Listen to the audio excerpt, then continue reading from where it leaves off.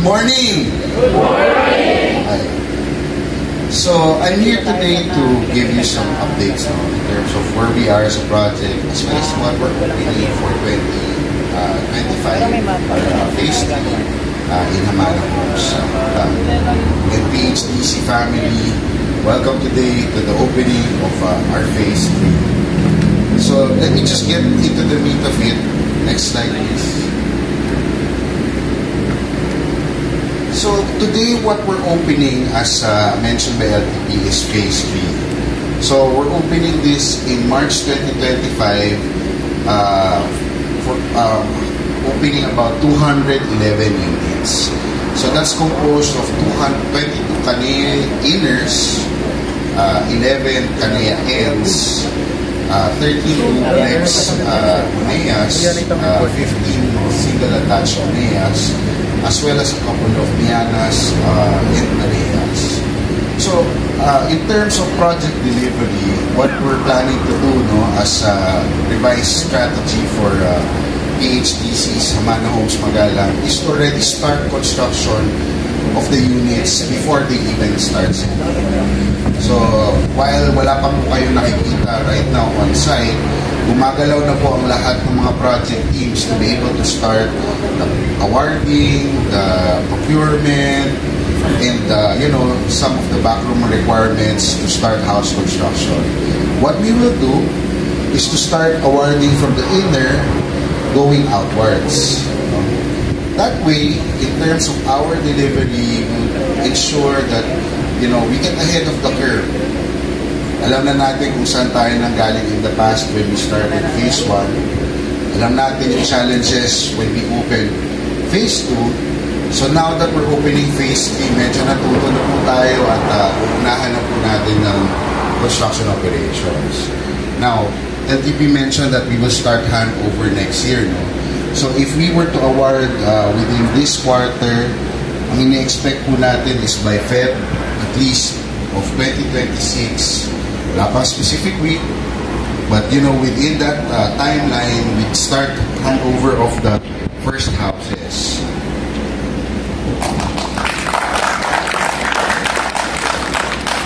Now, this is not the entire phase 3, but right now, ito po ay aming strategically binubuksan para mas madali po natin ibenta, at least from the broker or in-house ISN teams, makikita niyo po up for grabs po itong mga premium units po natin.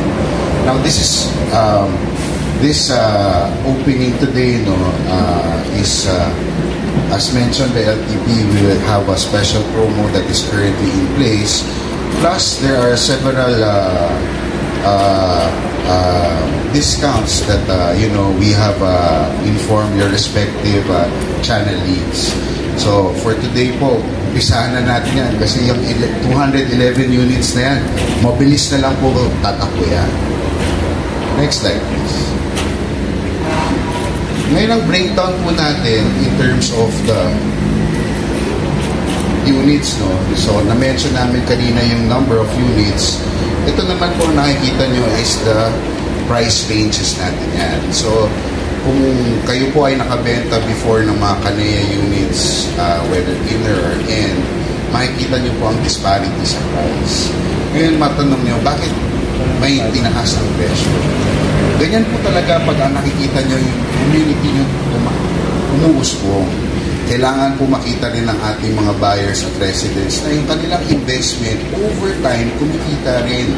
Kaya po pag in-spread po natin ito, within the batting average pa rin tayo ng selling prices natin, but makikita po natin na if ikaw ay bumili ng Miana before, meron almost 20 to 30% increase na po ang inyong investment value.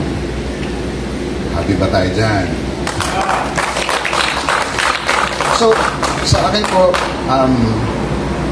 kaya namin binibreakdown ng ganito ang inventory natin para at least yung mga respective sellers nakakapag-isip na po sino unahin nila, anong tatargetin nila na units.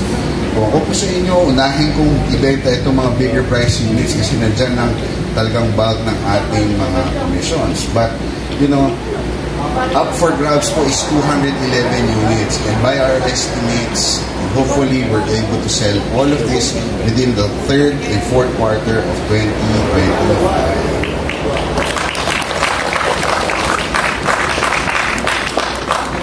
Now moving on, in terms of construction po, no, dahil talagang umuusok ang ating site sa activities. Next slide. Right now, nasa 99.96% na po tayo ng land there. And with the opening of phase 3, makikita nyo po, sometime this third quarter, fourth quarter, makikita na po natin na pati mga bahay dito nag-uumpisa na rin pong mabuo.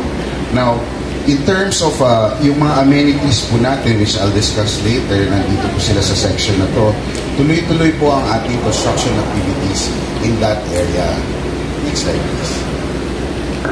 And hopefully by May of this year, we'll be able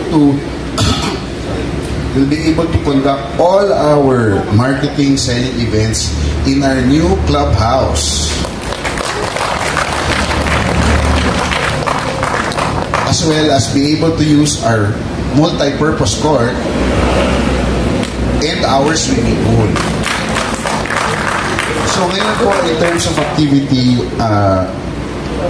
ang project teams po natin ay talagang araw-gabi tinatrabaho ang ating mga amenities para ma-deliver natin within the target area. Right now, in terms of mga kinakabit po natin, no, yung mga finishing works, nag-uumpisa na po. At pag na-clear out namin yung mga scaffolding in this area, pati mga landscaping po natin magagawa na rin. Okay, in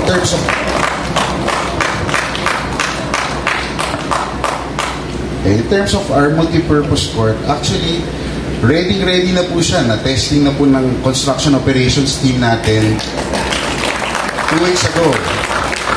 At kahit gabi, base sa mga nakita kong mga pictures, nagagamit na rin po, pwede na rin po silang laro ng basketball at night. Now, ang last na lang po natin is ang swimming pool. Right now, talagang full blast ang ating contractor to be able to finish it. And hopefully, by come May of 2025, lahat po ng facilities natin at, matransfer natin lahat ng mga major selling and marketing activities natin in our amenity and facilities area. Next slide, please. So, just to continue all our updates, as we open up phase 3, we'd like to remind all our sellers that we are continuously improving our house features. So, for example, we've mentioned in the past that we partner with several big companies like Wilcon, Omni, and Akari to ensure that some of our features are continuously improving. At hindi pa po nagtatapos dyan ang action ng ating project and strategic management team. Habang tumatagal ang araw, meron kaming laging nakikita ni LTP ng mga rooms for improvement. And every day, every Thursday na pag nilalakad namin ang project site, amat-amat nakikita namin on how to keep on improving. So, that would more or less po support yung ating pagbenta ng mga units natin sa Hamana Homes, Magalang. Now, in terms sa loob naman po, kami naman ay continuously improving as well yung mga offerings natin, such as yung mga panel boards, switches, plus yung mga kitchen counters, as well as yung mga flooring natin. And in the past, I've shown this several times. Next slide, please.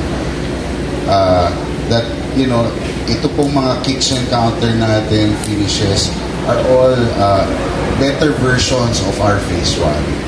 Hopefully po in our phase 3 units, meron pa po kami makita mga improvements, new technologies, new materials na pwede natin ilagay po sa ating mga units so that yung value ng units na binibenta natin at makita ng ating mga buyers, ma-appreciate nila better yung units that they buy from us. And lastly, next slide. Ito naman po is showing the improvements that we've done so far sa mga second floor flooring natin. So ito po nakikita na to sa mga model units natin, and hopefully po sa mga bagong units na ito-turn over natin sa phase 2, yung mga buyers natin na nakapili po ay makita ang kanilang unit finishes. So all in all, that ends po yung update namin sa business and project development. And to all the sellers present today, welcome, and I hope we continue selling for phase 3 of Hamana Homes, Magala.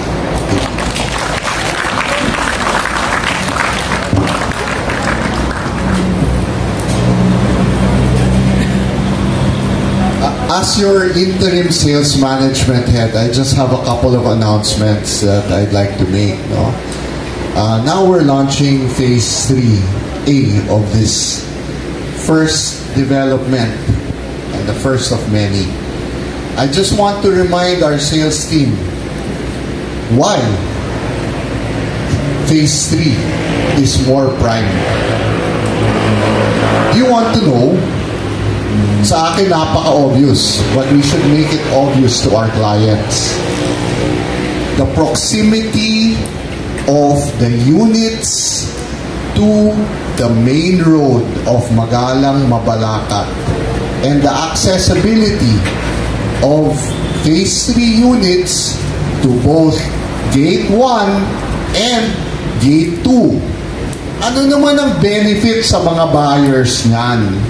Ay, pagod na ho ako sa trabaho ko today. Ayoko ng sobrang malalim. Malapit lang, nandito na ako sa bahay ko. O ano pang benefit? Uy, umaga, late na ako. Kailangan kong pumuntang office. Ay, pwede akong makalabas ng mas mabilis. Diba? So take note of the advantage that phase 3 holds for our clients and our buyers, right? And take note of an announcement I just shared. There will be no holding of units for phase 3. I hope this is loud and clear. First one to give an RF will hold the unit. So these are prime units because of their proximity to gate 1, gate 2, the amenities, and the main road. So team, take note of the advantages of this unit, and take note that phase 3 units will be delivered starting Feb of 2026. No earlier. Except, pag natapos natin ng mas mabilis, why not? But I will give more time to COD, to QSPD, to CCMD, and to the handover team to continue to improve our quality and our service level to our clients. And the way we will do that is to improve our service level to each other. So take note, team, we are on a path of constant improvements, and more improvements are underway. Take note of the growth that we've already achieved and the growth that is still to come. Take note that I will not stop looking for ways and opportunities to make delightful living for all our clients and all our buyers better.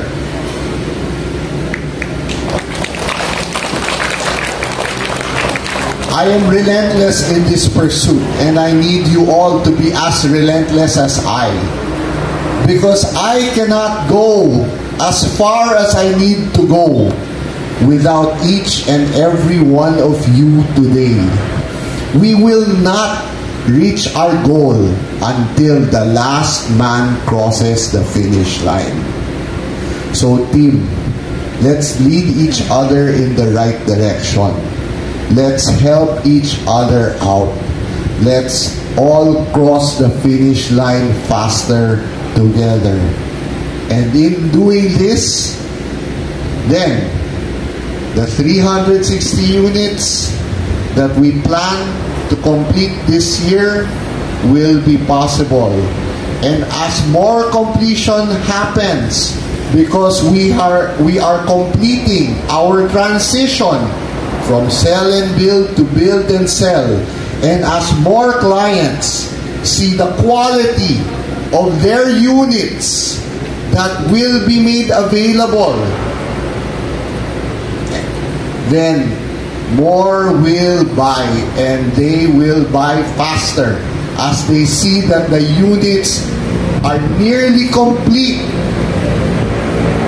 or on their way with a clear delivery date, because we are honoring our commitments to each other. Then they will have the confidence to buy faster. And then we will finish this project and move on to the next, and the next, and the next, and the next. So team, sales team, our ISN team, our broker team, happy selling today, tomorrow, next week, next month, next quarter, next half, next year. Before we proceed, let us take a moment to acknowledge the presence of our guests, the House Relationship Officers from Pag-ibig, Sir Jude Michael Vinto, Ms. Ruby Ann Resurrection, and Mr. Feliz Gerald Saginsi. Thank you so much for taking the time to celebrate with us today. And everyone, please take a moment to watch our construction update.